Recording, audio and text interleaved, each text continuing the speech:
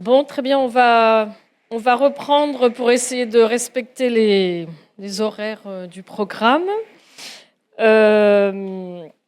Donc, on va commencer maintenant notre deuxième session, en lien avec avec les compétences EMT, bien sûr, dont on a déjà parlé tout à l'heure, et en particulier avec la technologie. Et donc, on a deux intervenantes qui vont présenter dans cette session. Tout d'abord, donc Caroline Rossi, et puis après Anna Moaxi. Donc juste présenter en quelques mots Caroline Rossi, qu'on n'a pas vraiment besoin de présenter, mais qui est donc professeure à l'Université Grenoble-Alpes, à l'UFR Socle, et dans l'équipe de recherche ILCEA 4, et dont les travaux se situent au croisement de la psycholinguistique et de la traductologie. Et depuis quelques années en particulier, au milieu de tant d'autres choses, elle s'intéresse au discours environnemental et à ses traductions, et surtout aux usages et perceptions des technologies de la traduction, et plus récemment à la question de la créativité, et c'est ceci dont elle va nous parler aujourd'hui. Donc je te laisse la parole et tu as 20 minutes. Merci Amélie. Bien, je voudrais commencer par remercier l'organisation et la DGT pour le soutien à cette rencontre que je dois dire que j'attendais avec impatience, et j'ai bien hâte d'échanger avec vous sur ce sujet qui est un petit peu nouveau pour moi. Alors, quand on dit créativité, on parle quand même beaucoup de créativité en lien avec l'IA. Hein. Ce serait cette caractéristique de la cognition humaine qui la distingue de la cognition artificielle. C'est donc une caractéristique souvent soulignée, mais qu'est-ce que la créativité au fond ? C'est ce mélange d'originalité, d'inédit et d'efficacité. Donc la fonction sociale de la créativité, c'est ce succès d'une production créative auprès d'un public cible. Alors, à partir de là, par où commencer ? Quand on parle de créativité en traductologie, on pense forcément à Anna Gerberhoff, et son dernier article sur la question a été publié dans la revue Hermès en 2024. Il nous donne une orientation. Effectivement, une double orientation et deux choses qu'il faudrait pouvoir tenir ensemble pour repenser nos cursus. La première chose, évidemment, c'est le développement de compétences techniques, technologiques, et on en parle et on en parlera beaucoup aujourd'hui, je pense. Et la deuxième, c'est le développement de compétences créatives qui vont aider nos étudiants à faire la différence. Et c'est de ça que je voudrais vous parler aujourd'hui. Alors évidemment, je vais commencer par vous raconter très brièvement mon enseignement de la traduction automatique à l'Université Grenoble-Alpes. C'est quelque chose que je fais depuis de nombreuses années. Et puis, je viendrai sur une expérience conduite l'année dernière et que j'espère reconduire cette année, qui a consisté à faire mettre en récit, à faire créer, à faire produire à faire des productions créatives à des étudiants de M1. Et cette tâche créative, je l'analyserai de diverses manières pour proposer ensuite des pistes pour nos formations. Alors, former à l'intelligence artificielle et avec l'intelligence artificielle, c'est une chose, en fait, c'est une mission qui m'a été confiée il y a déjà de nombreuses années par Elisabeth Lavaux-Léon, qui pensait déjà en 2016 qu'il fallait absolument intégrer la traduction automatique à la formation des traducteurs. Ça a été au début très difficile, et puis petit à petit, c'est devenu évident. Donc ici, je vous présente cet enseignement selon 4 objectifs qui se sont développés de façon chronologique, mais aussi de façon imbriquée. Donc, le point d'entrée premier, peut-être, c'était expliquer la TA statistique puis neuronale. Et c'est une chose que nos collègues de Dublin, à Dublin City University, ont fait avant nous. Et donc, c'est un travail que j'ai mené avec eux. On rencontrait beaucoup moins d'intérêt lorsqu'on parlait de TA statistique que quand il s'est agi d'ouvrir la boîte noire de la TA neuronale. Et la question reste d'actualité avec les IA génératives, qui ont ces mêmes modèles, transformers, au cœur de leur fonctionnement. Et puis est venue la nécessité d'intégrer davantage de post-édition dans nos cursus, donc les volumes horaires consacrés à ces choses-là et de façon souvent transverse, s'accroissent depuis plusieurs années.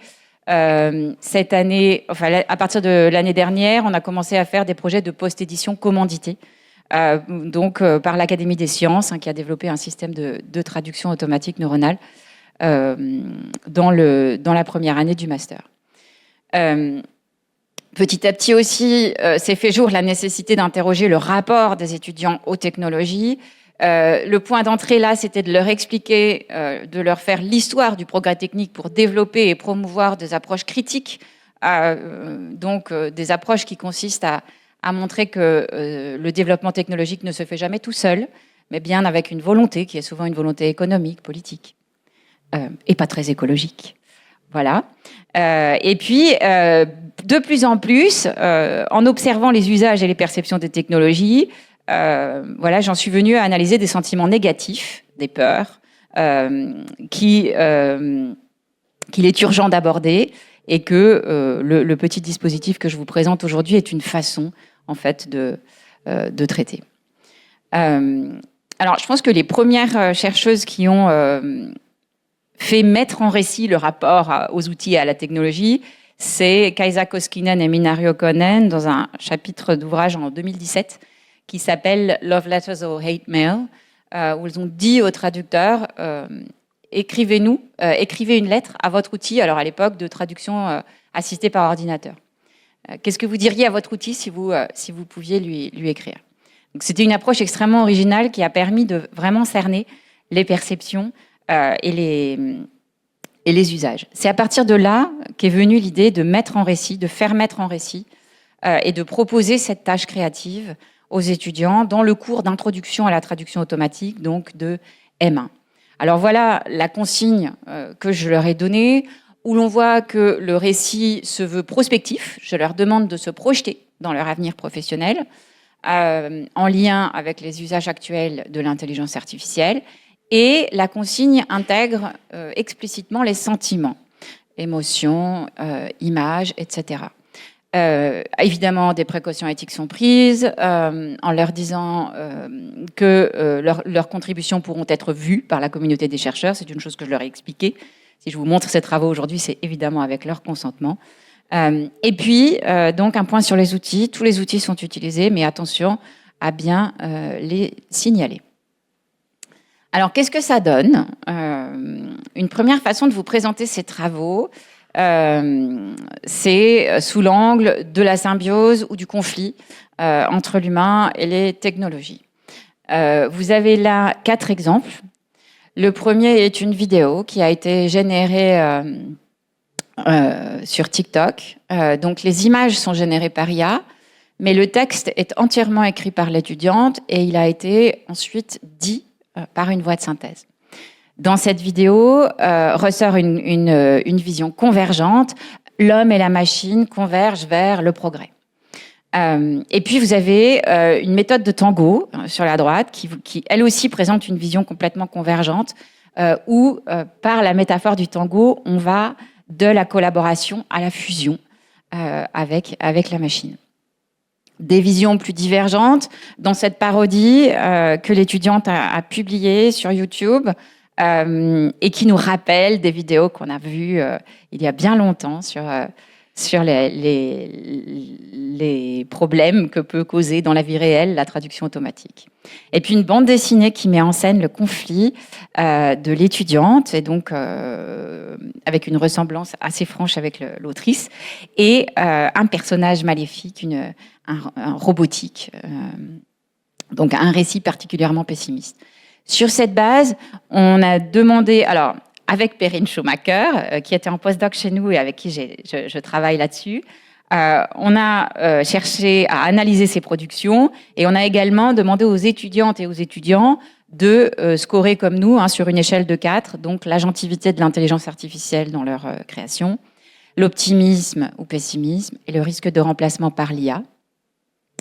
Je leur ai demandé aussi d'évaluer la convergence-divergence et voilà ce que ça donne. Donc vous voyez que globalement c'est quand même convergent, mais que la divergence n'est pas du tout absente. Et puis, alors ici vous avez l'auto-évaluation des étudiantes, étudiants, et puis notre évaluation avec Perrine, donc qu'on a confronté, qu'on a fait chacune en aveugle et qu'on a confronté. C'est à peu près ça. On voit que les enseignantes voient peut-être un peu mieux le très optimiste que les étudiants, qui veulent peut-être pas se montrer trop optimistes aux yeux de l'enseignante. En tout cas, voilà, vous voyez que l'optimisme n'est pas absent, mais que parfois ça se mélange. Et ici, vous avez une battle de rap produite par une étudiante où les deux conceptions s'affrontent. Ce qu'on observe, donc évidemment, ce travail d'analyse, on l'a fait pour essayer de comprendre et de cerner mieux les perceptions. Vous avez ici encore l'auto-évaluation d'un côté et une autre évaluation de l'autre. Et ce qu'on voit, c'est quand même une très grande diversité. Donc vous voyez bien ici qu'il n'y a pas de corrélation entre des scores. Alors là, vous voyez que c'est le score d'agentivité qui va croissant, hein, le vert. Mais on voit bien que tout autour, ça bouge, en fait, et qu'il n'y a pas d'évolution conjointe de ces scores-là. Donc, une grande diversité de vues qui ressort aussi sur ce radar où vous avez la moyenne en rouge, et puis les productions des étudiants à l'intérieur et à l'extérieur de cette moyenne. Une très, très grande diversité, donc. Et un point d'entrée dans la richesse de ces productions, ce sont les métaphores qui sont utilisées par nos étudiantes et nos étudiants. Alors, je voudrais regarder une première métaphore qui est récurrente dans ces travaux. C'est la métaphore du voyage, du parcours semé d'embûches, hein, qui est une façon d'aborder le parcours professionnel. Donc ici, la forme choisie est celle du journal intime. Et on voit donc se déployer cette métaphore du voyage. Une autre métaphore qui est assez prégnante, c'est celle du cerveau-machine, cerveau humain et prothèse artificielle.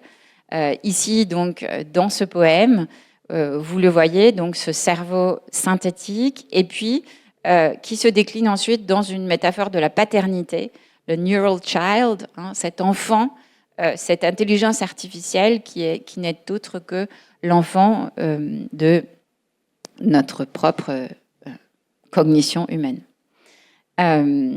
Dans cette lettre, donc, qui a été écrite en espagnol et traduite par l'étudiante, on voit se déployer plutôt le rapport, hein, le lien homme-machine avec la métaphore de la relation humaine, amoureuse, amicale, sous différentes formes. Voilà, l'étudiante s'appelle Lola, si je peux la nommer, pour vous faire comprendre donc l'italique qui se trouve là. Et je voudrais donc conclure, mais peut-être que je suis allée trop vite, je ne vois pas de panneau, tu m'as pas mis de panneau. J'ai un peu de temps, j'ai 2 minutes pour mes pistes pour la suite. Alors, à partir de ces productions, voici des choses qu'on a faites et qu'on va faire. Ce qui est en cours, c'est relire et corriger pour préparer une exposition qui aura lieu sur le campus de Grenoble. Là, on travaille la compétence linguistique et culturelle. On se plonge dans... il y a des productions, par exemple, qui ont été faites par des étudiants dont le français n'est pas la langue maternelle et des étudiants avec lesquels on doit vraiment travailler cette compétence linguistique et culturelle en français.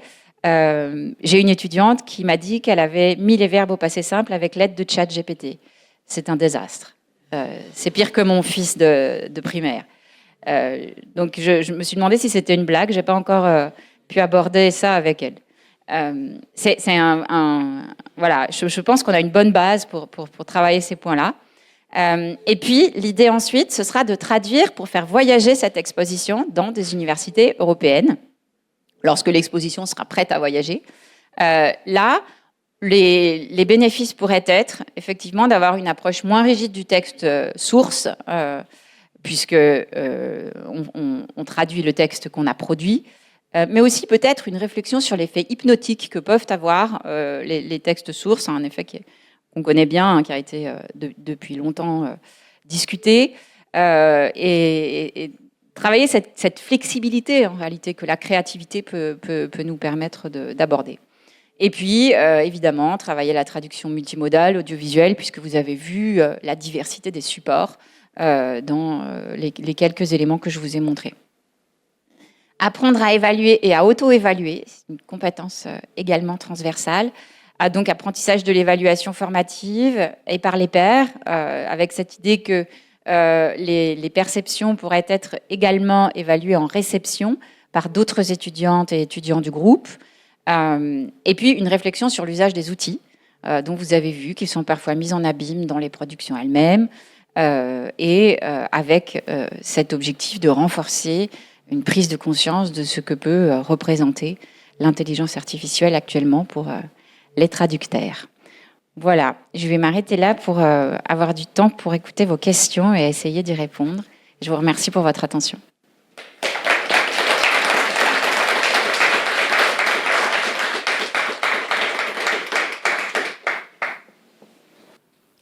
Je vois déjà une question. Bonjour, merci pour votre présentation. Moi, ma question, c'est que vous parliez d'un échantillon d'étudiantes et étudiants et je voulais savoir quelle était la proportion du coup. C'est une promo de l'année dernière, donc ils sont 20. Ils sont 20 ? Okay. Et là, j'en ai montré 15 parce que le sondage, enfin les perceptions des étudiants, les scores des étudiants, j'en avais que 15 pour l'instant. Ok. Certaines et certains étant moins accessibles en ce moment que d'autres. Et du coup, est-ce que vous seriez disposé à partager le questionnaire à titre de modèle Bien sûr. D'accord. Tout. Alors Merci déjà, beaucoup. vous avez vu que que vous pouvez consulter toutes ces productions au bout de ce petit lien là que j'ai abrégé pour vous. Donc n'hésitez pas en fait à aller les voir et à me faire des retours. Je suis très curieuse. Alors, à moins que j'ai mal compris, vous avez analysé les productions et vous avez déterminé certaines choses pour... c'est ça ? Et après, donc nous, oui, et avec Perrine qui est là, on a effectivement cherché des concepts qui pourraient nous permettre d'évaluer sur une échelle, voilà, de disséquer un petit peu les éléments de perception et de sur ces productions. Bon, c'est tout aussi intéressant, merci. Mais vous aviez compris quoi ? Non, qu'il y avait un questionnaire à côté en fait. Pour, quand il le faisait, au moment de produire. Voilà. Mais ça pourrait se faire de façon synchrone. Là, je l'ai fait de façon asynchrone, je l'ai fait a posteriori vraiment, mais ça pourrait tout à fait se faire peut-être à bon escient d'ailleurs pour encourager cette réflexion au moment même de créer l'œuvre. Ouais. Merci. Effectivement.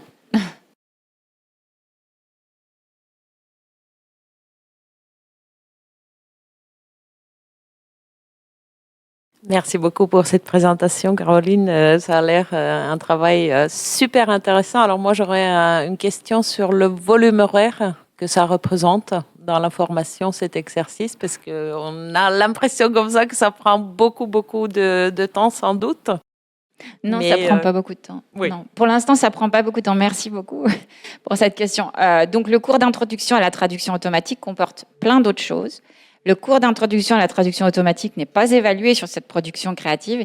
Il me semble qu'il va de soi que, à partir du moment où on demande une démarche créative, on ne va pas du tout pouvoir objectiver cette créativité dans une note. Donc, voilà, pour l'instant, l'idée, c'est que ça ne fasse pas du tout partie de l'évaluation. En revanche, ça fait vraiment partie de la réflexion qui est conduite dans ce cours avec, donc comme je l'ai dit, des éléments d'histoire de l'automatisation, des éléments d'explication, y compris avec des techniques de visualisation de ce qui se passe dans les systèmes de traduction automatique neuronale, type transformer. Et là-dessus, ils sont évalués en contrôle de connaissances et avec une question éthique qui est posée à la fin dans le devoir final. C'est un cours d'un semestre, donc de 24 heures, 12 fois 2 heures.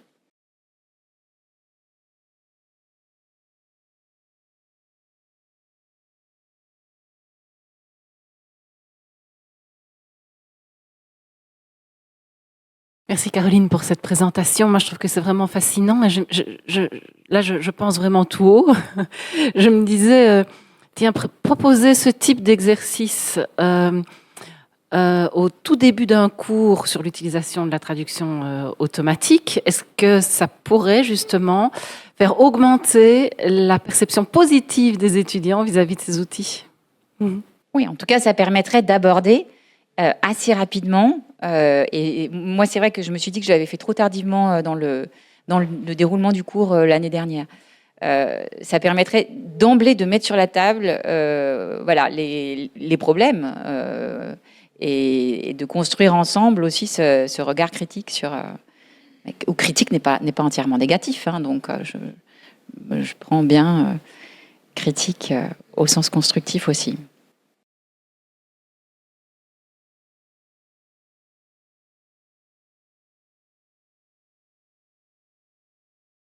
Merci beaucoup Caroline pour ce travail pour le coup très original. Alors j'ai 2 questions. La première, je m'excuse d'avance, chacun ses obsessions, mais je sais qu'il y a plusieurs langues, mais est-ce que vous avez pensé à compiler tout ça en corpus?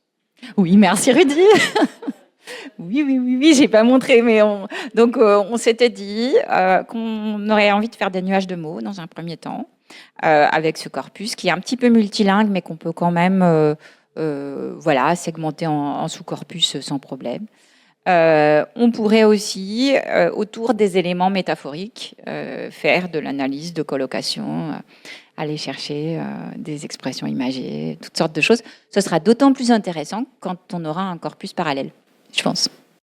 Hâte de voir ça, du coup. Et alors, ma deuxième question, c'est le « et après », c'est-à-dire, est-ce qu'il y a un débriefing, justement, pour mettre sur la table un petit peu peut-être des préjugés, des idées préconçues qui transparaissent au travers de ces productions? Est-ce qu'il y a une déconstruction des craintes, une déconstruction, à l'inverse d'une perception trop positive de l'IA va sauver le monde et va travailler et on sera payé à rien faire? Enfin, voilà. Qu'est-ce qui se passe après tout ça? C'est une séance de mise en commun. Je ne sais plus si Perrine était là. Je crois qu'elle était là. Hein. Donc, on a quand même consacré 2 heures à un bref exposé par chaque étudiante, chaque étudiant de l'intention, en fait, qui avait présidé à la création. Et un débriefing, mais où chacun pouvait prendre la parole très librement. Et puis, je pense que effectivement, l'enseignante doit s'attacher à déconstruire au maximum certains éléments. Donc, on peut s'attacher à le faire tout au long du cours par la suite. C'est peut-être pas immédiat dans cette séance-là, mais tout à fait. Merci beaucoup.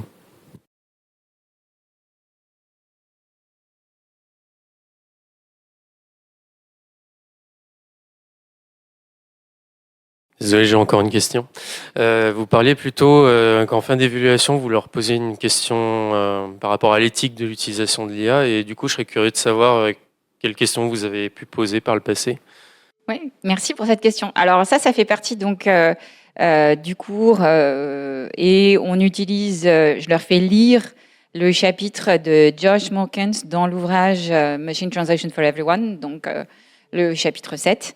Dans lequel... On connaît bien. Voilà, tant mieux.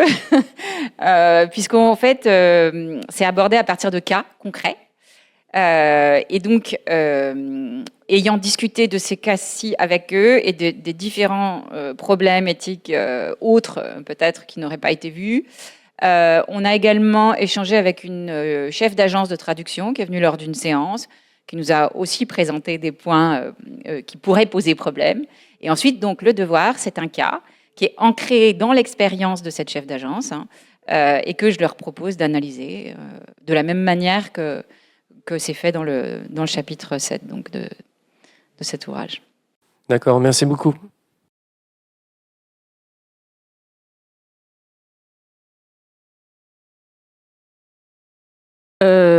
Vu qu'on est un petit peu en retard sur le programme, je pense que moi-même, je vais m'accorder une petite question. Et puis après, on va conclure et passer à la présentation d'après. Oui, moi, j'avais juste deux questions. Les consignes que tu leur donnes au départ, est-ce que tu peux juste nous les redonner? Parce que c'est vrai qu'il y a eu tellement de ce que tu nous as montré, tellement de formes différentes. Et je pensais notamment à ce que disait Rudy sur la question des corpus. Si la forme est vraiment très différente, notamment, si c'est vraiment du texte écrit, on peut en faire facilement du corpus. Mais si c'est des vidéos, etc., est-ce qu'elles ont pour obligation quand même d'avoir un écrit ou pas? Oui.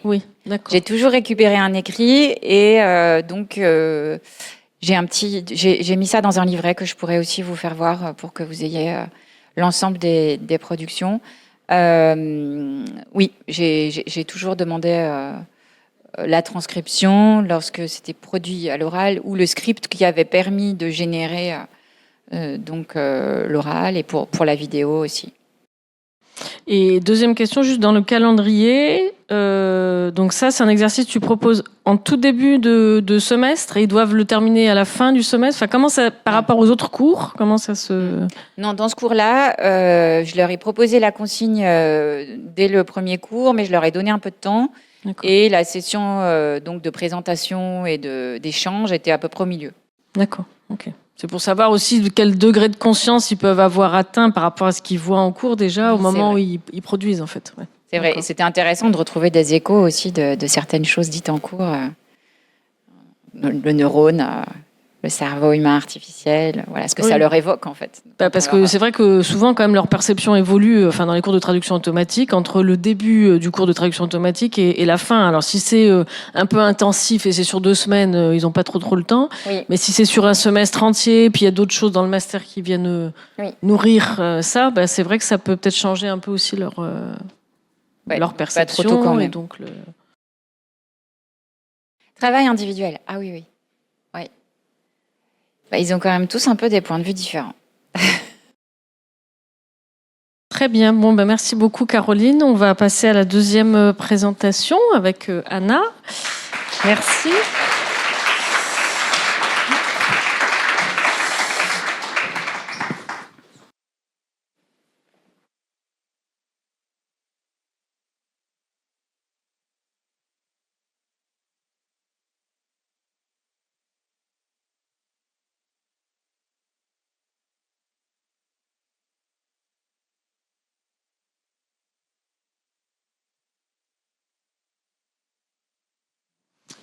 Très bien. Alors donc, je présente juste en quelques mots Anna Moaxi, mais pourra compléter. Donc, Anna Moaxi-Gorov est formatrice au MemoQ depuis 18 ans.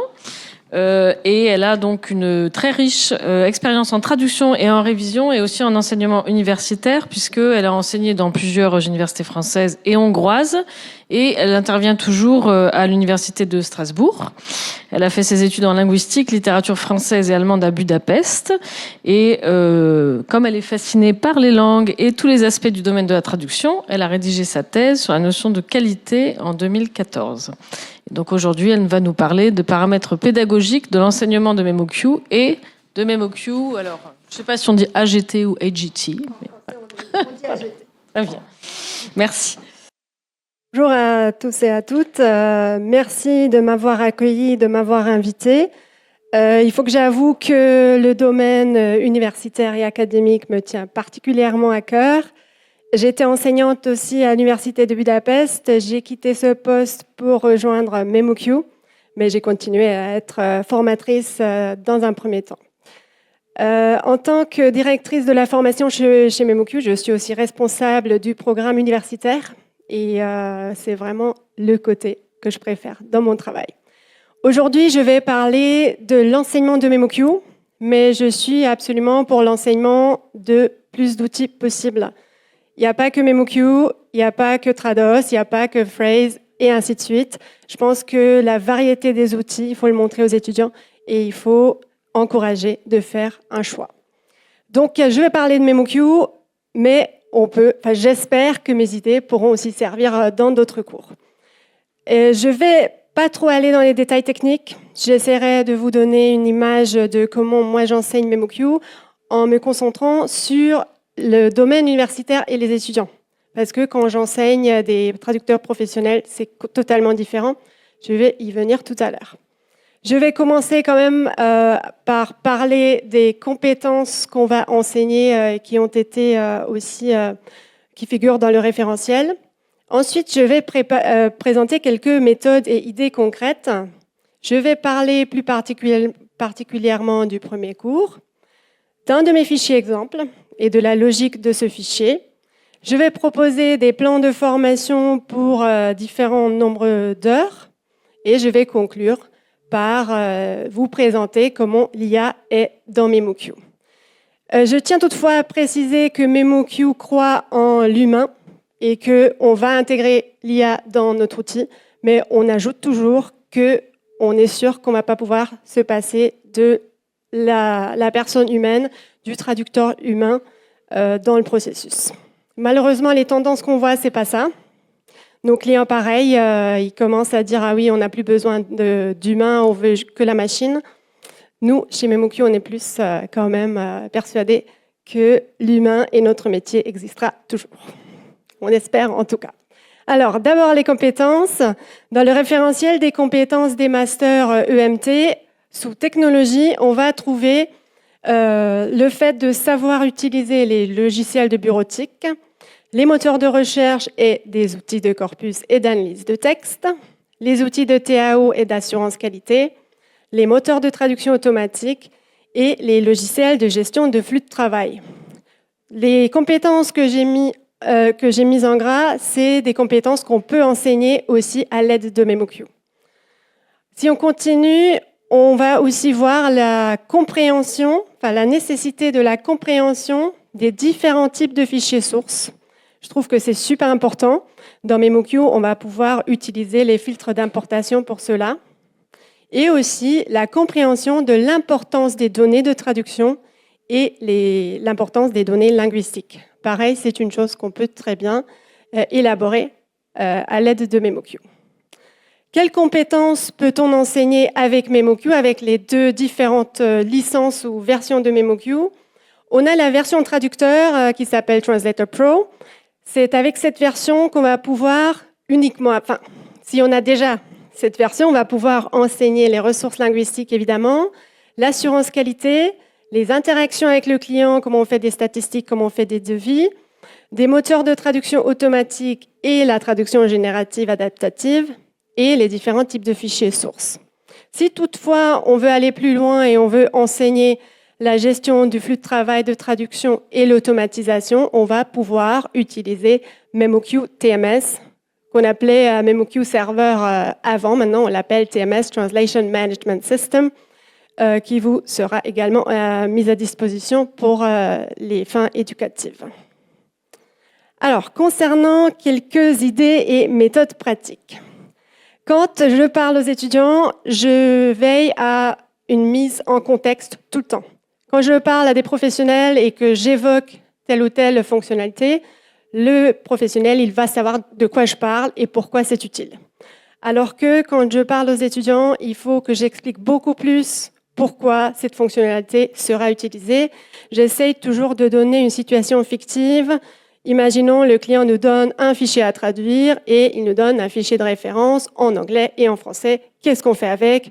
Est-ce qu'on donne une réduction? Comment on donne une réduction? Et ainsi de suite.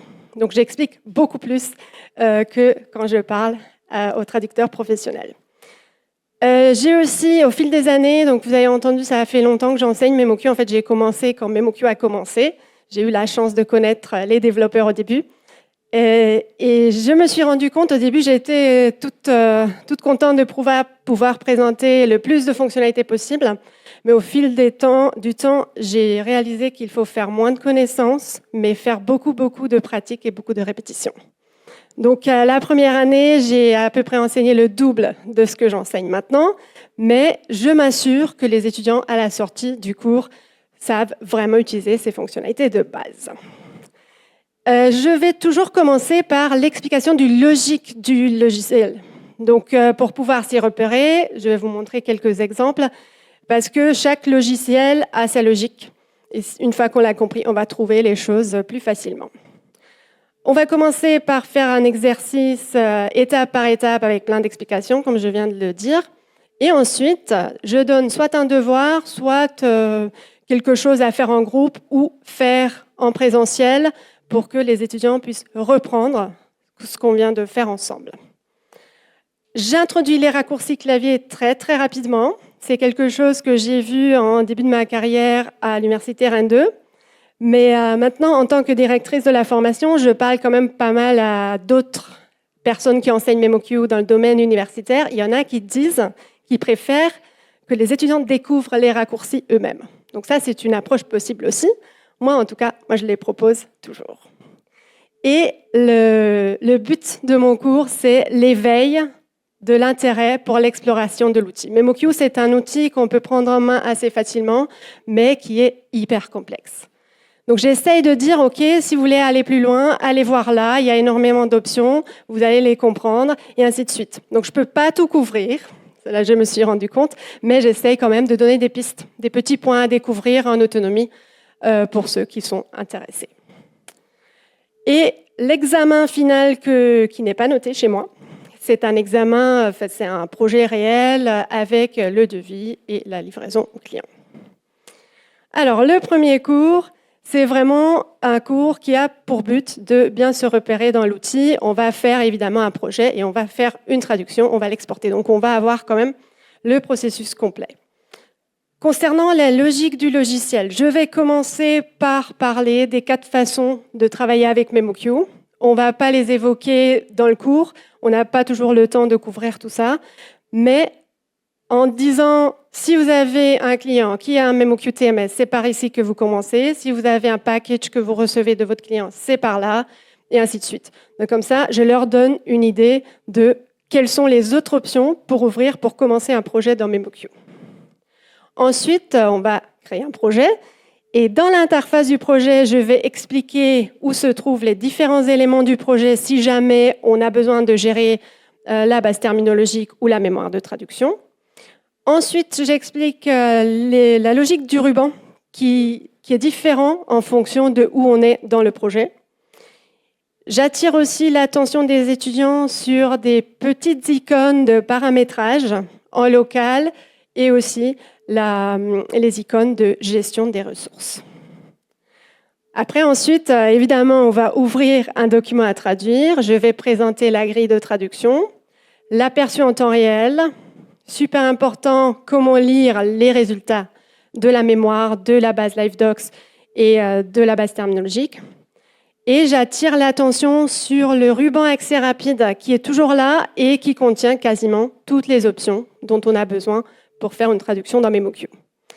Et au fil du temps, j'ai compris qu'il fallait aussi parler de l'onglet Accueil, parce que c'est vraiment pas évident qu'on peut revenir au point de départ du projet en cliquant sur Accueil. Regardons maintenant mon fichier exemple. C'est un fichier exemple qui est assez court, 63 mots, et qui a pour but de montrer tout ce dont on a besoin pour faire une traduction dans MemoQ. J'ai parlé à des collègues qui disent « Moi, j'ai un fichier par problématique, ça fait beaucoup de fichiers. » Moi, j'y vais avec un seul fichier, mais en traduisant ce fichier à la sortie, les étudiants peuvent prendre en main l'outil tout de suite et peuvent traduire n'importe quel fichier après. Donc, regardons ce fichier exemple. On a la première phrase tout de suite qui me permet de parler de la grille des résultats, de la liste des résultats, comment voir les différences, comment les résultats s'affichent et comment on peut voir que dans cette phrase, il y a juste le mot « nouvelle » à enlever. Ensuite, le deuxième segment me permet de parler du remplacement automatique des chiffres. Vous voyez que dans les résultats, on a des chiffres différents, alors que quand ça vient s'insérer dans la grille, on aura déjà le chiffre 12. Ensuite, tout de suite au troisième segment, je me mets à parler des balises et de la mise en forme. Ça, c'est quelque chose qui peut être compliqué au début, mais je m'assure que dans le fichier, ça revient quand même. L'histoire des balises va revenir et je vais pouvoir parler de cela un peu plus tard aussi. Et pas forcément au premier segment, partout dans le document, c'est le mot photo qui revient. Je vais parler aussi de la base terminologique et comment créer une fiche terminologique. Lors du premier cours, je ne vais pas parler de tous les champs, de toutes les options et ainsi de suite. J'ai un cours séparé pour parler de terminologie, pour expliquer la correspondance, le respect de la casse et ainsi de suite. J'ai aussi évidemment une phrase qui est coupée en deux et qui permet de parler des problèmes de segmentation. Donc là, on va fusionner le segment. J'ai quelques exemples d'hyperliens pour parler du traitement des liens hypertextes dans des documents à traduire. Et j'ai aussi un numéro de téléphone qu'on copie. Donc ça me permet de parler de l'option copier le texte source dans le texte cible pour vraiment s'assurer d'avoir bien copié une adresse, bien copié un nom ou bien copié un numéro de téléphone. Et pour terminer, j'ai un autre exemple de segmentation. Là, on va parler évidemment de la division du segment. Et le dernier segment me permet d'évoquer la concordance, la recherche de concordance. La recherche de concordance, c'est un sujet qui n'est pas facile à faire pratiquer. Parce qu'en fait, c'est quelque chose qu'on utilise tous les jours, c'est quelque chose qui devrait devenir un réflexe, mais je ne peux pas créer de fichier pour faire la concordance. Donc ça, c'est quelque chose que j'évoque à tous les cours, pour vraiment faire répéter, pour vraiment développer un peu cette idée d'utiliser la recherche de concordance pour trouver des résultats dans la mémoire du client, peut-être qu'on ne connaît même pas. Concernant les plans de formation, là, malheureusement, je vais parler que des cours MemoQ, mais le décloisonnement, c'est une super idée pour justement intégrer MemoQ dans d'autres cours. Là, on assume qu'on va juste parler de MemoQ dans un cours. Donc, c'est un cours de TAO. Si on a 2-3 heures pour enseigner MemoQ, on va évidemment utiliser MemoQ Translator Pro, donc version traducteur. On va parler de la création de projets, de la traduction, un peu comme je viens de le montrer grâce au fichier exemple. On va parler du contrôle qualité, c'est un sujet que j'évoque aussi dans tous les cours, parce que les gestionnaires de projets, c'est ce qu'ils utilisent pour juger de la qualité de la traduction. Moi, étant hongroise, si je livre un texte à un gestionnaire de projet qui ne parle pas hongrois, il va juger de la qualité de ma traduction basée sur le contrôle qualité. Donc, contrôle qualité et exportation, là, je parle de l'exportation du fichier cible uniquement. Si on a un peu plus de temps, disons 6-8 heures, on va déjà pouvoir intégrer la traduction automatique et l'intelligence artificielle et ou en fonction. Et quand on parle d'exportation, on va aussi parler de l'exportation de fichiers bilingues. Et en plus, on va ajouter la gestion des mémoires et des bases terminologiques et aussi plus de détails concernant une fiche terminologique. Et on va parler des corpus LiveDocs. Si on a encore plus de temps, disons, j'ai mis 10-12 heures, on va intégrer aussi la préparation des fichiers grâce au filtre d'importation dans MemoQ. C'est là où on peut vraiment parler des différentes structures de fichiers, quels sont les paramètres pour l'importation d'un fichier ou d'un autre. Et je vais aussi pouvoir parler des modèles de projet et de l'automatisation. Si on a énormément de temps à enseigner MemoQ, on peut aussi parler de la gestion de projet dans MemoQ TMS. D'ailleurs, c'est quelque chose que je montre quand même. Donc, si je fais juste une démo de 5 minutes, ça peut être intégré quand même en... Moi, j'ai 9 heures de cours. Donc, en 9 heures, je montre quand même comment ça se passe côté gestionnaire de projet. D'ailleurs, c'est aussi l'option qu'on peut utiliser, donc l'interface web de MemoQ, si les étudiants ont des Mac. Donc, ça aussi, c'est un problème dans l'enseignement de MemoQ, c'est que l'interface web n'est pas disponible aux traducteurs indépendants. À long terme, on y pense, mais pour l'instant, ce qu'on peut faire, ce que moi je fais aussi avec mes étudiants, c'est qu'on commence une période d'essai de 30 jours. Pour mon cours, c'est suffisant. Et ils peuvent utiliser l'interface en ligne pour gestionnaire de projet et créer leur projet en tant que gestionnaire de projet. Et si on a beaucoup de temps, on peut parler des paramètres des ressources légères, comme les paramètres de contrôle qualité, les paramètres de mémoire de traduction, et ainsi de suite. L'intelligence artificielle dans MemoQ. Alors, comme je viens de dire, on est sûr qu'on aura besoin toujours d'un humain pour revoir les traductions de l'IA, mais on a quand même l'IA dans MemoQ. On a 2 options d'IA dans MemoQ. Récemment, on a acheté Globalize. Donc, on a maintenant Globalize by MemoQ. C'est une option plus avancée qui permet d'entraîner des moteurs de traduction automatique personnalisés par domaine à partir des données bilingues. Mémoire de traduction, fichier bilingue. Donc là, on a besoin d'avoir des données bilingues pour entraîner un modèle. Deuxièmement, Globalize permet d'utiliser des requêtes personnalisées. Donc ça, c'est vraiment une solution beaucoup plus complexe et qui nécessite un peu de connaissances techniques et un peu de préparation auparavant. La deuxième option, c'est l'option un peu plus facile et plus légère, c'est MemoQ AGT. C'est quelque chose qui est aussi accessible aux universités dans le cadre du programme universitaire. AGT va utiliser les ressources du projet actif. Donc, même si vous n'avez pas de données à mettre dans un modèle personnalisé, vous pouvez utiliser AGT dans vos projets. La requête n'est pas personnalisable. Par contre, AGT peut être utilisé pour l'enseignement de la post-édition.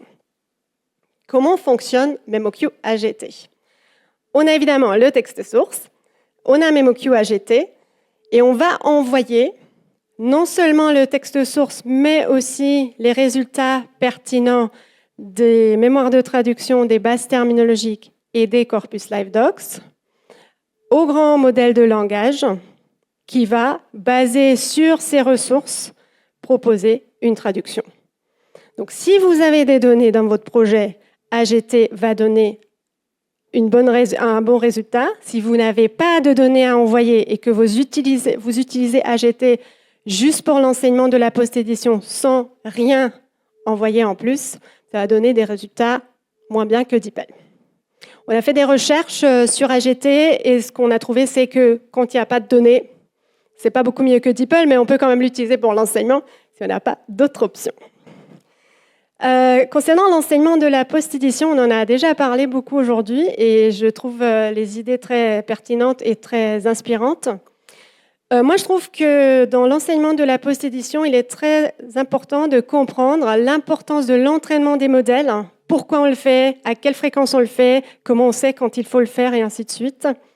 Et aussi l'importance de la maintenance des données. Avoir une base terminologique conséquente, avoir une mémoire bien entretenue, pas beaucoup de doublons et ainsi de suite. Il est important de comprendre justement, et ça c'est un sujet très compliqué, la différence entre la post-édition superficielle ou légère ou complète. Est-ce que ça existe? Quelle est la qualité qu'on attend de nous quand on fait de la post-édition? C'est vraiment quelque chose de très très difficile. Et moi j'essaye aussi d'identifier les erreurs typiques. Donc quand on fait la post-édition, moi je pense qu'on a besoin d'autres compétences que pour faire la traduction. Donc on va devoir être conscient des erreurs typiques comme la ponctuation, les guillemets notamment, les apostrophes courbes ou pas, la terminologie, les expressions idiomatiques qui sont en général pas bien traduites et les phrases qui semblent être, et ça c'est le plus compliqué, les phrases qui semblent être correctes, qui sont correctes linguistiquement parlant, mais qui veulent dire complètement l'opposé de ce que le texte source dit. Quelques idées pour intégrer MemoQ autrement aussi.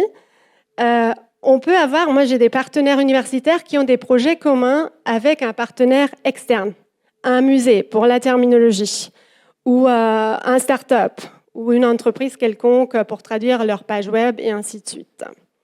On peut évidemment décloisonner avec des projets entre les étudiants, peut-être Master 1 et Master 2 mélangés. C'est quelque chose que j'ai vu il y a déjà à peu près 16 ans à Rennes 2, avec M. Daniel Guadec et M. Daniel Toudic. Donc ça, c'est quelque chose que je trouve très, très intéressant et très utile aux étudiants.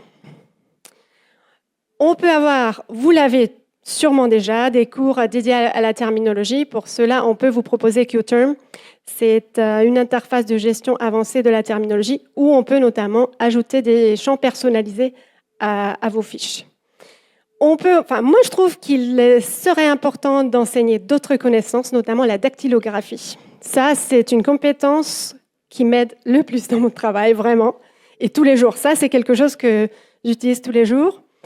Il est très intéressant d'enseigner la structure des fichiers, comme je viens de le dire aussi quand j'ai parlé des filtres d'importation, et comment communiquer avec un client. Ça fait aussi partie des compétences, du référentiel des compétences, comment communiquer avec le client, comment se vendre, comment créer un CV, et ainsi de suite. Ça, c'est aussi un sujet très intéressant.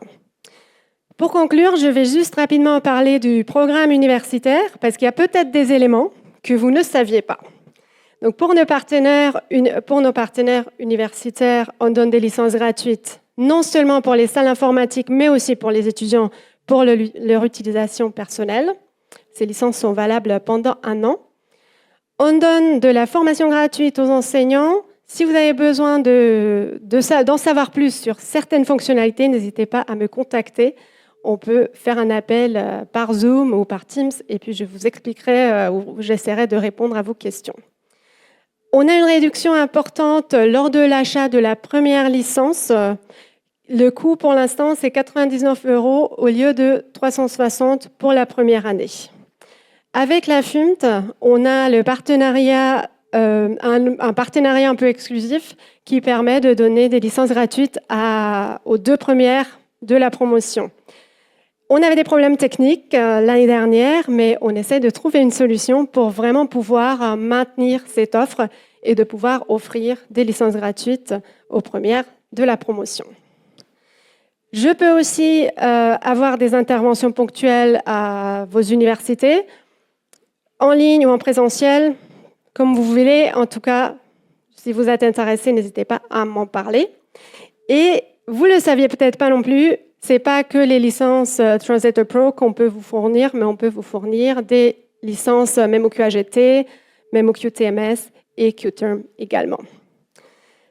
Je suis très intéressée à entendre vos questions et aussi vos retours, vos expériences, vos meilleures pratiques pour enseigner MemoQ ou un autre outil de TAO.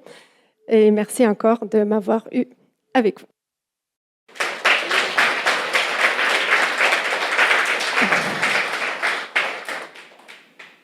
Merci, on va prendre quelques questions. Bonjour, merci pour votre présentation. Alors, désolé, je ne vais pas poser de questions par rapport à la formation parce que nous, déjà en première année de master T2M et TA2M, on voit une bonne partie du programme de formation que vous avez présenté.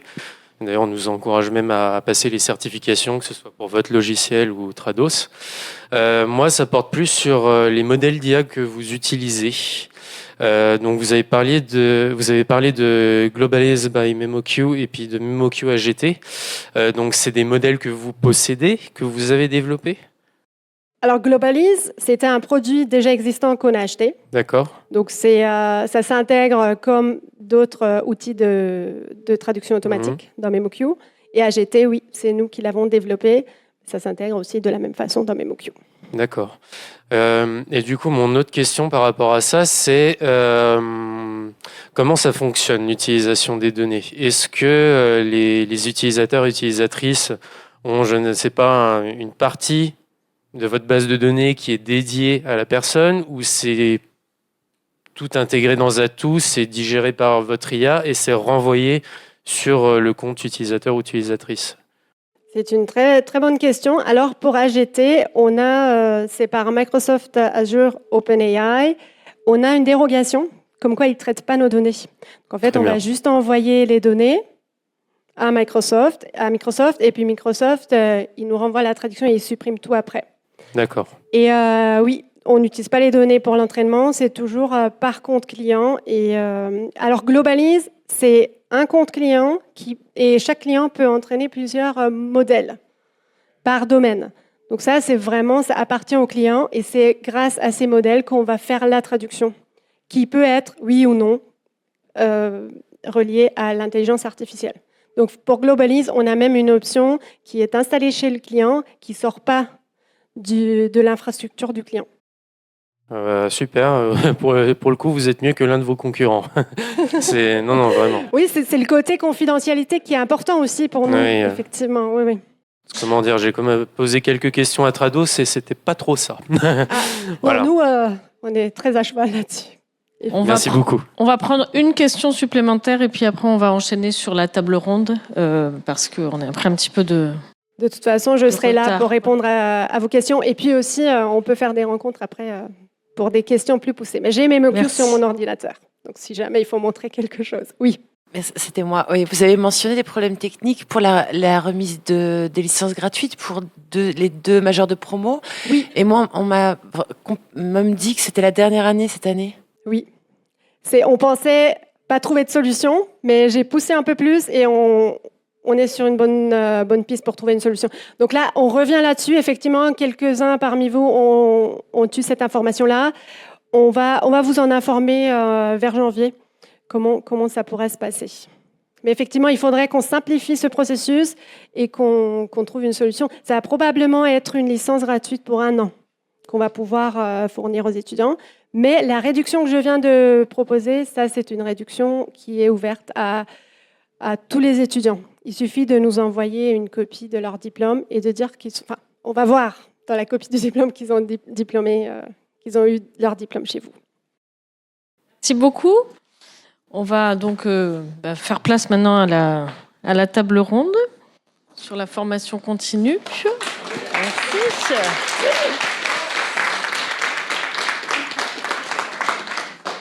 Je passe le micro.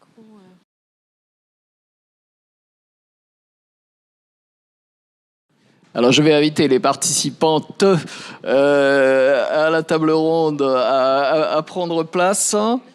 Et on va même rajouter un siège. Merci. Et nous avons aussi un participant qui est à distance, donc Samuel Lopez.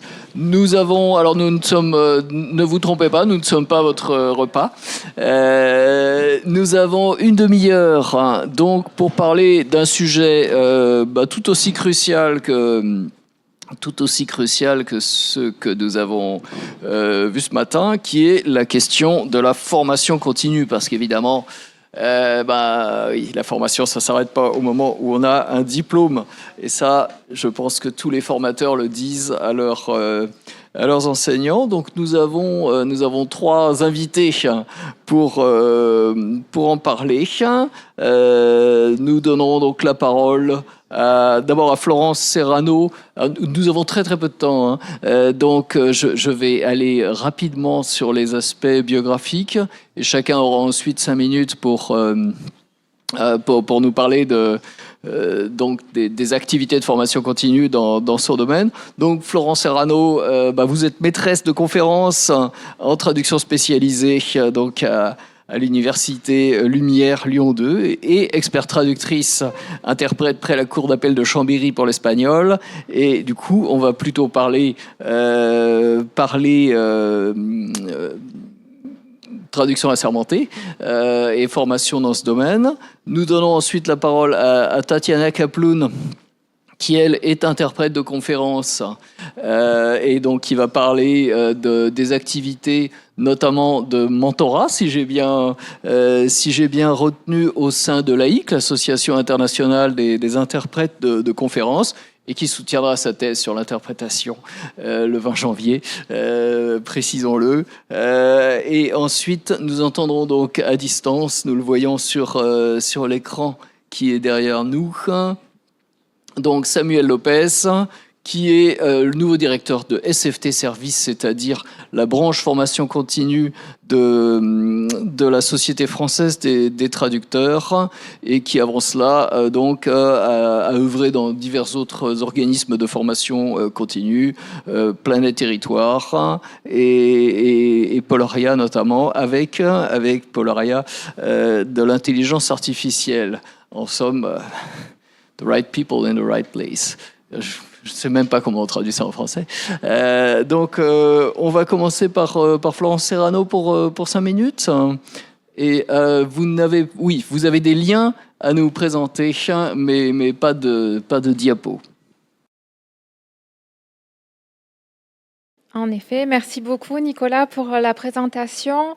Je voulais d'abord adresser un grand merci à tous les organisateurs de la FUMT et aussi à la DGT pour cette invitation pour parler donc d'une de mes casquettes donc en lien avec la formation continue à l'université Lyon 2 Lumière en lien avec également l'UFR, la faculté des langues de mon université, la formation continue, mais aussi un projet de recherche qui a été sélectionné par l'Agence nationale de la recherche, donc l'ANR, cette année, et qui a commencé le mois dernier pour 4 ans, et qui s'appelle donc TACATRAD. Donc TACATRAD, pour gloser l'acronyme pour commencer, texte authentique certifié anonymisé pour la traduction. Donc nous allons travailler sur les textes originaux en formant un corpus trilingue comparable anglais, espagnol, français des textes que manient les traducteurs assermentés lorsqu'ils font des traductions certifiées. Et la particularité de ce projet, c'est aussi que nous avons, en plus du volet analyse terminologique qui est trilingue, donc qui est bien évident au vu de la constitution de ce corpus, une enquête sociolinguistique auprès des traducteurs assermentés français pour les combinaisons linguistiques des 3 langues de travail. Et également un volet sciences ouvertes qui justement permet de développer l'école d'été que je vais maintenant vous présenter.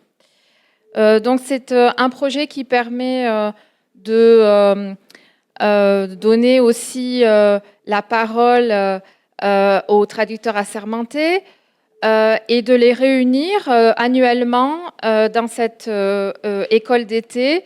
La première édition a eu lieu l'année dernière, et donc vous voyez 2024 au niveau de la date. Et nous préparons à nouveau la session 2025 avec quelques modifications. Nous avons toujours un volume horaire de 15 heures. Nous aurons de toute façon un public plus restreint que ce qui est indiqué, puisque nous veillons à individualiser les besoins de nos traducteurs assermentés, puisque selon la langue leur langue de travail, ils n'ont pas du tout les mêmes besoins. Je dois dire, pour commencer, que Tentacatrad est un projet de recherche sur la traduction sans traduction, puisque nous n'allons pas traduire les textes originaux. De la même manière, l'école d'été Tacatrad est une formation pour les traducteurs qui a exclusivement lieu en français et au cours de laquelle nous ne traduisons pas. Donc ce sont toutes les compétences, donc je l'évoquerai à la fin de cette intervention très brièvement, toutes les compétences notamment du référentiel EMT, mais on va dire des compétences ad hoc qui correspondent aux besoins des traducteurs interprètes, puisque bon, pour beaucoup, ils sont à la fois assermentés pour l'interprétation et la traduction, et selon la langue, le volume de traduction, d'interprétation peut varier, selon la cour d'appel aussi.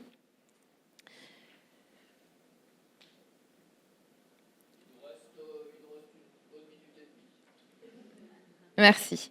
Je voulais juste montrer les objectifs. Je pense que chacun d'entre vous est libre d'aller sur le site en question et de consulter le programme. Vous avez vu dans le titre expertise et terminologie, puisque cette école d'été et le projet Tacatrad se rattachent aux recherches du Centre de recherche en linguistique appliquée de mon université. Et donc la recherche terminologique se combine aussi, et je crois que c'est important que les étudiants, qu'ils soient stagiaires de l'école d'été ou étudiants de master, aient aussi d'autres méthodologies linguistiques que la terminographie, c'est-à-dire qu'on les sensibilise aussi à la lexicologie, à la lexicographie, puisque certains de nos étudiants choisissent finalement de se tourner vers la recherche en faisant une thèse de doctorat par la suite. Donc nous avons cette expertise et également une seconde expertise qui est celle, en ce qui me concerne et en ce qui concerne la plupart des intervenants de cette école d'été. Donc nous sommes assermentés, soit près d'une cour d'appel, soit pour la Cour de cassation.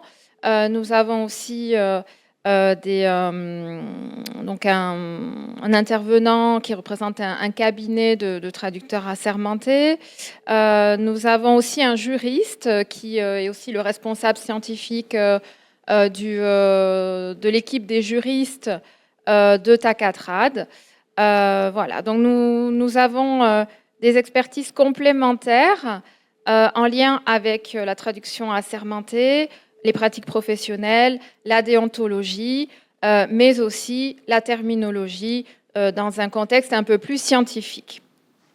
Bien. Merci infiniment, Florence. Nous allons donc passer la parole à notre deuxième intervenant. Vous pouvez intervenir soit d'ici, soit du pupitre. Enfin, je ne sais pas s'il y a des contraintes de prise de vue. Non, on peut. Donc, c'est comme, voilà, comme vous préférez, Tatiana. Vous avez la parole pour 5 minutes. Là, je pense que je préfère avec le pupitre.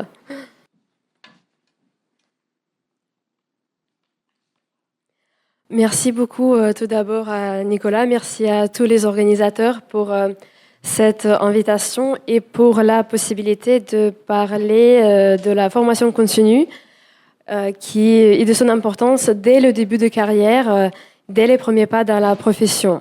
Ce phénomène touche de nombreuses professions et les métiers du langage ne s'échappent pas à cette règle. Et en tant qu'interprète de conférence, je voudrais présenter le côté d'interprétation dans ce phénomène. Donc, pour ce qui concerne l'interprétation de conférences, l'association professionnelle à laquelle j'appartiens, l'AIC, demeure la principale association internationale des interprètes de conférences, avec aujourd'hui plus de 3000 membres dans plus de 100 pays dans le monde entier. Et à travers de réseaux qui s'appelle le réseau VEGA, l'association s'engage maintenant à soutenir les étudiants en interprétation, les interprètes en début de leur carrière, mais également les interprètes plus expérimentés qui abordent de nouveaux marchés. Par exemple, les interprètes qui viennent s'installer en France après avoir été basés dans d'autres pays ou d'autres régions. Et en tant que représentante de la France au sein de ce réseau, je suis particulièrement heureuse de vous présenter notre programme de mentorat qui existe depuis bientôt 2 ans en France. Donc, ce programme a pour objectif de mettre en relation les interprètes de conférences peu expérimentés avec des interprètes plus expérimentés, afin de guider les pré-candidats de l'AIC et les interprètes débutants en carrière dans leur premier pas dans la profession sur le marché, parce que nous sommes conscientes que ces premières années peuvent être une expérience à la fois solitaire et un peu intimidante. Et nous espérons que le programme sera là pour rendre cette expérience moins intimidante et plus positive en général. Donc, dans le cadre de ce programme, nous prenons en compte non seulement les combinaisons linguistiques, mais aussi les expériences professionnelles, par exemple les interprètes qui sont plus expérimentés sur le marché privé ou les interprètes qui travaillent plus souvent avec les institutions internationales. Et cette année, nous avons 11 binômes avec une quinzaine de langues entre eux, y compris la langue des signes française. Et nous pouvons constater que les retours sont plutôt positifs au sein de notre réseau professionnel. Des programmes pareils existent également en Belgique depuis bientôt 5 ans, ainsi qu'en Allemagne. Et la particularité de notre programme en France, c'est que nous avons opté pour organiser ce programme sous 2 volets. Donc, il y a le volet principalement purement mentorat, mais aussi le volet outreach en anglais, ou vraiment le volet des formations en continu et des sessions d'information, pour combler le vide qui existe après les formations universitaires et le début sur le marché professionnel, donc dans la vraie vie professionnelle. Les fameux soft skills dont nous avons déjà entendu parler ce matin. Donc, c'est des formations, des sessions que nous avons organisées en ligne pour rendre l'accès plus généralisé et plus facile, et notamment pour les interprètes basés en dehors de la région parisienne, qui cette année vont se dérouler sur ce programme-là. Et c'est vraiment l'idée de répondre à toutes les questions comme comment trouver les clients, comment organiser le réseau professionnel, comment s'organiser sur les réseaux sociaux, comment gérer le côté entrepreneurial de notre métier avec la facturation, la comptabilité, mais aussi tout ce qui est relatif aux enjeux professionnels comme par exemple la gestion de stress et le traumatisme vicarien, mais également l'équilibre et le bien-être, parce qu'on sait que dans les métiers comme la traduction et l'interprétation, c'est pas toujours évident de trouver cet équilibre, et surtout après la pandémie, Ça devient de plus en plus compliqué. Donc, si on présente brièvement, c'est ça le programme de mentorat. Et n'hésitez pas de nous retrouver soit sur les réseaux sociaux, soit nous contacter aussi par nos sites professionnels et également nos contacts. Donc, et surtout, si vous avez des idées, des formations et des sujets qui pourront aider et être intégrés dans le programme l'année prochaine, n'hésitez pas vraiment de nous contacter. Ça sera vraiment un point très positif pour nous. Merci.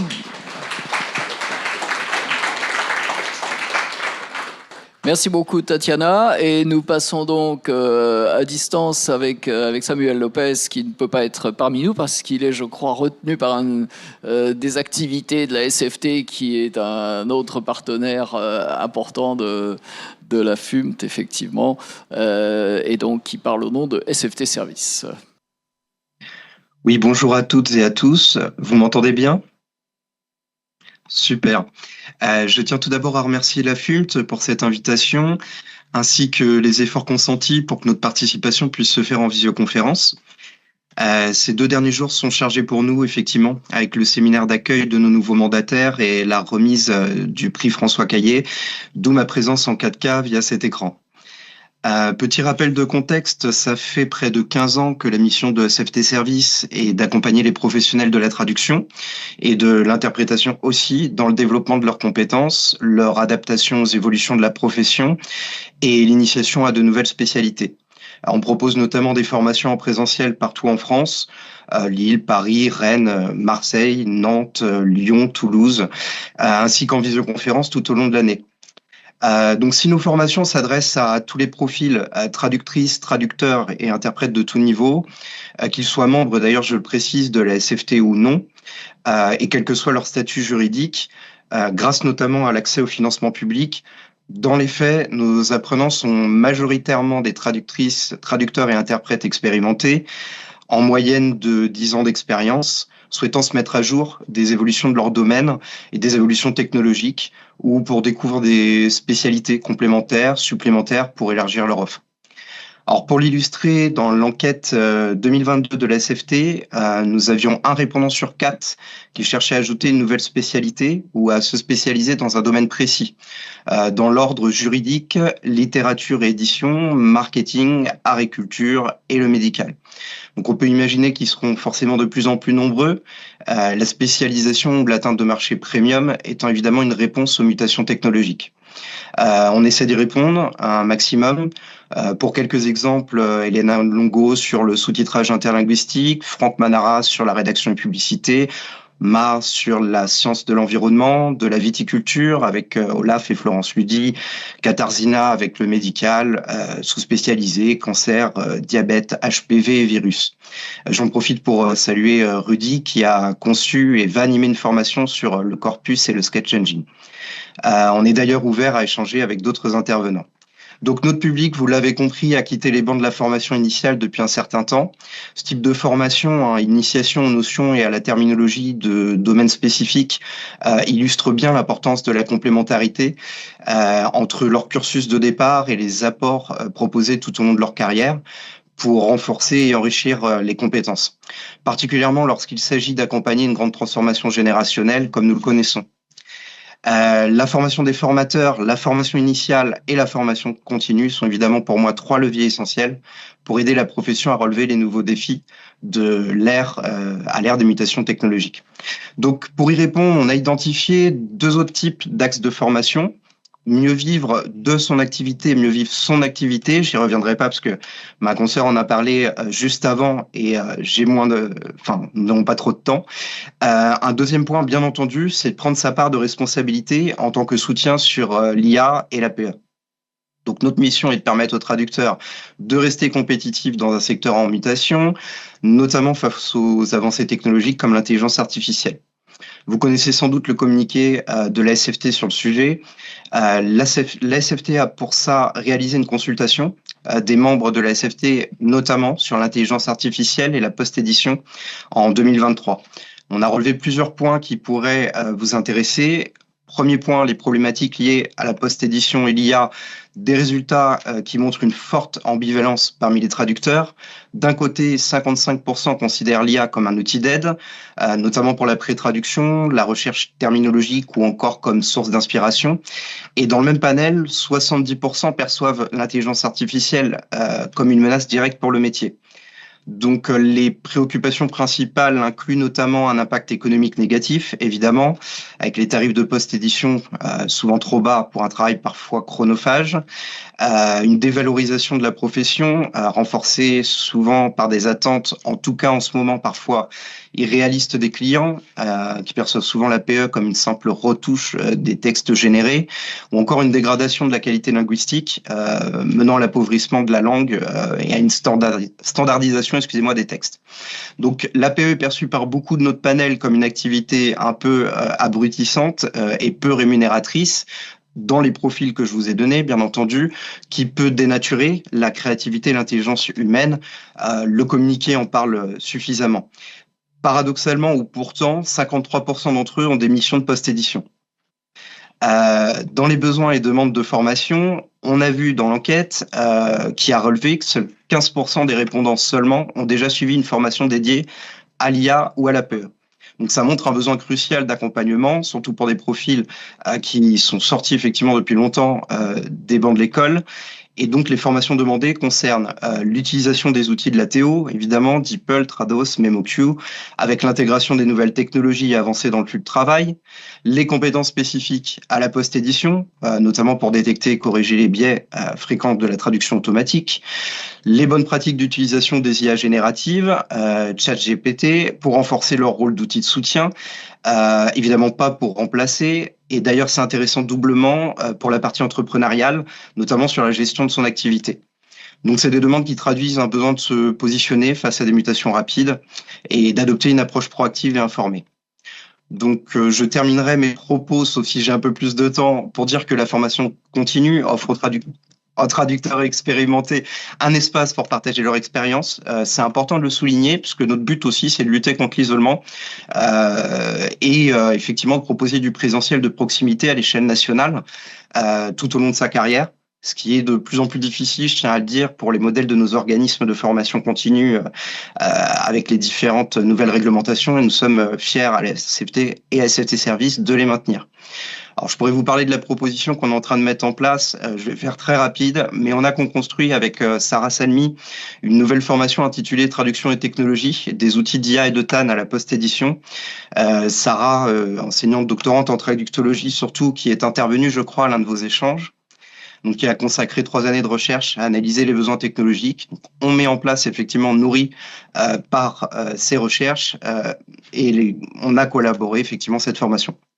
On a souhaité accessible à tous, en format hybride, associant à la fois e-learning et présentiel.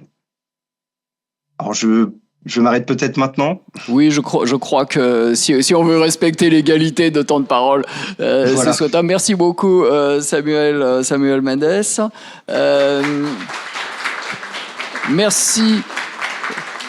Merci d'avoir évoqué effectivement la lettre ouverte de la SFT sur cette question.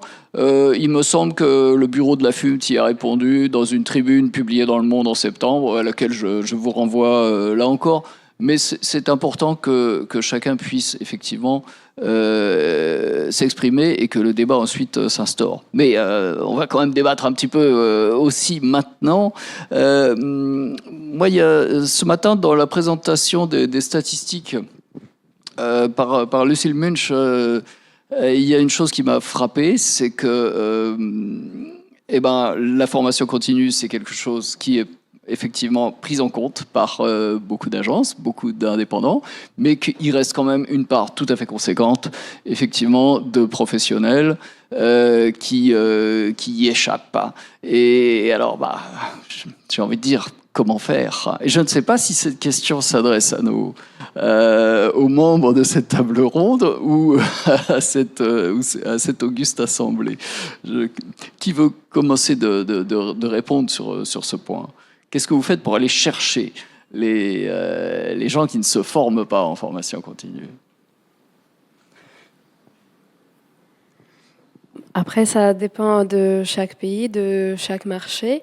Mais je sais par exemple qu'au sein de la région italienne, au sein de l'AIC Italie, il y a des règles sur le nombre d'heures que chaque interprète de conférence doit faire de formation continue par an. Et je sais qu'il existe également des provisions pareilles dans certaines associations nationales, en Angleterre aussi, et j'imagine que dans d'autres régions aussi. Mais après, je pense que c'est quelque chose qui relève des besoins de chacun et éventuellement on arrive à voir qu'il y a des lacunes, il y a des choses à apprendre, de nouvelles informations à y chercher et les gens reviennent. Donc je ne sais pas si l'approche punitive c'est la meilleure. Florence? Oui, en ce qui concerne les traducteurs assermentés, ils ont l'obligation d'assister à 2 formations par an.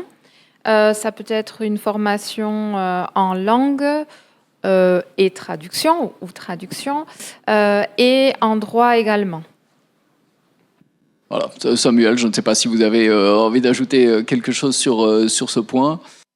Plusieurs points. Déjà, ma présence, parce que je suis arrivé à mi-juillet, justement, pour être complémentaire au réseau professionnel et la commission formation, avec pour mission d'analyser et de renforcer notre activité et de renforcer la communication de nos offres, justement pour avoir l'ambition de toucher un plus large public, puisque SFT Service touche majoritairement des membres de la SFT, et effectivement, nous avons cette mission qui, je pense, est d'intérêt général, de déployer et de communiquer, de donner envie aussi à pratiquer la formation continue, qui est à la fois un moyen d'affirmation, de progression et d'émancipation, et qui lutte aussi contre cet isolement en permettant le partage. Donc voilà, il y a plein de bonnes raisons, effectivement, pour les traducteurs, traductrices et interprètes de participer à des formations tout au long de leur carrière.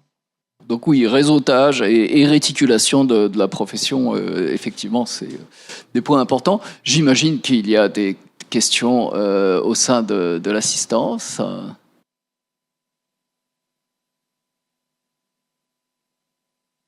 Je vois Anna Martikainen qui lève la main. Est-ce qu'il serait possible de lui passer un micro ?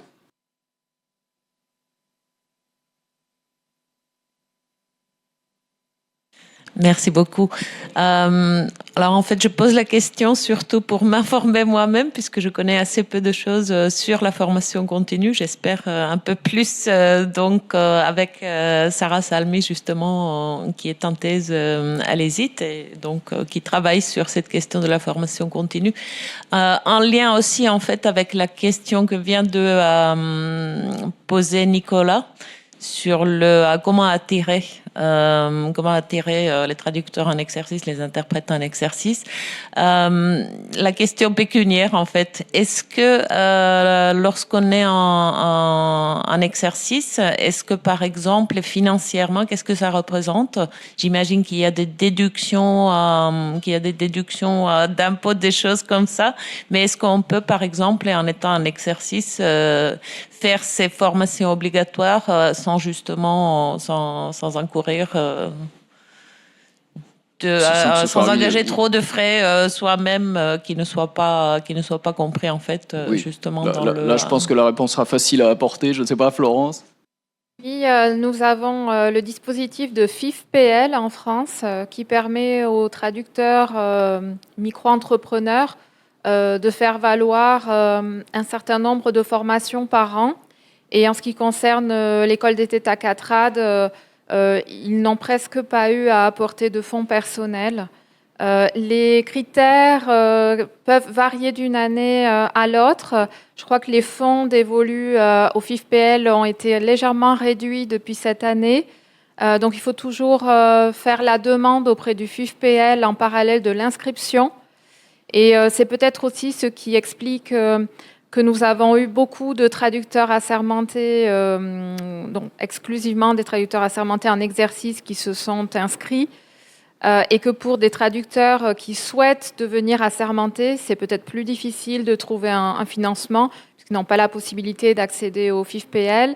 Et nous avons eu aussi beaucoup d'intérêt de la part de traducteurs à l'étranger, qui malheureusement n'avaient pas de dispositif semblable au FIFPL pour pouvoir s'inscrire. Voilà. Mais simplement résumé, en fait, on cotise pour ces choses-là, et du coup, oui. On peut récupérer ça. Je crois que Samuel voulait prendre la parole, et ensuite Tatiana brièvement. Oui, je vous remercie. Compléter, vous avez 3 types de financement public. Effectivement, le FIFPL pour toute entreprise individuelle, vous y cotisez, donc servez-vous-en à hauteur de 250 € par jour, avec un plafond à l'heure actuelle en 2024, 2000 €. L'exemple avec la formation de Sarah Salming, où on a fait un effort, cela vous reviendrait à 50 € en financement personnel pour y participer, en présentiel sur Paris. Donc vous voyez, effectivement, c'est la communication avant tout, puisque financièrement, on peut se dire que c'est acceptable. 2 autres financements publics rapidement. Pour les traducteurs auteurs, il s'agit de l'AFDAS, à peu près sur le même principe. Et pour les coopératives, salariés ou en portage salarial, vous avez l'OPCO de votre entreprise, notamment dans le cadre du plan de développement de compétences. Juste pour ajouter rapidement, il y a à peu près 3 ou 4 semaines, une collègue qui est membre à la fois de l'AIC et de la SFT, Agnès Desbarges, elle a animé un webinaire sur le financement par voie FIFPL, qui est actuellement disponible en ligne sur le site de l'AIC France, avec des modalités de demande qui sont expliquées très clairement. Et après, pour tout ce qui concerne les sessions d'information et de formation qui sont organisées auprès du réseau Vega de l'AIC France, ils sont gratuits pour tous les participants. Donc, petit 1, ça ne vous coûte pas cher. Petit 2, c'est un excellent investissement. Et j'ajouterai petit 3, et malheureusement, on risque de devoir clore cette table ronde qui est vraiment très brève, et je m'en excuse. Je voudrais rappeler que c'est aussi une des fonctions des formations universitaires que d'assurer de la formation continue. Est-ce qu'elles le font si bien que ça? C'est pas évident, parce que ça demande beaucoup d'infrastructures administratives que nous n'avons pas, que nous avons de moins en moins, mais c'est en tout cas un droit et c'est ouvert à tous selon les mêmes principes, avec les mêmes moyens de financement. Et donc c'est aussi une voie possible à laquelle il faut songer. Et je crois malheureusement que ce sera le mot de la fin, à la fois pour cette table ronde et pour cette matinée. Donc, merci encore à nos panélistes. Je crois qu'on peut les réapplaudir.